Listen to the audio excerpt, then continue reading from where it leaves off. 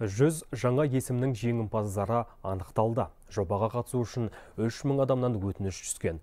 3000-нан 30 азамат халықтың басым даусына ие болып, көп арасынан дара шықты. Жеңімпаздарымызды бүгін мемлекет басшысының өзі құттықтады. Сонымен Данияр Қожан, қазақты, қазақтың тілін сонау ақшта танытып жүрген азамат. Америкада радио ашқан. Әрине, мұхиттың ар жағына болғаннан кейін өте оңай емес. Ол үлкен Америка құрама штаты, ол жерде әр ұлт, деп айтса, өз радиолар, бағдарламалар бар.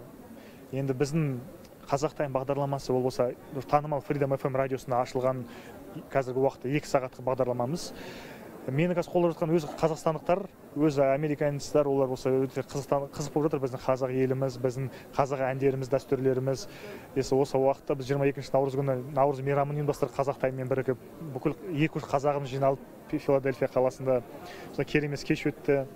Соған байланысты осы Қазақтайым енді қазір жай-жаймен уже 2 сағатта бастап отырмыз. Күніне аптасына бір рет, мүмкін алдыңғы уақытта уже күн сайын шығатынына ниет. Жалпы әр ұлттың қаймағы саналатын таңдаулы азаматтары болады. Орысша айтқанда элита. Елді алға бастайтында, әлемге танытатында осындай ерекше жандар. Халқымызда 100-ден жүйрік, 1000-нан тұлпар деген қанатты сөз бар. Сіздер өз дарындарыңызбен көпшілікті мойындата білдіңіздер.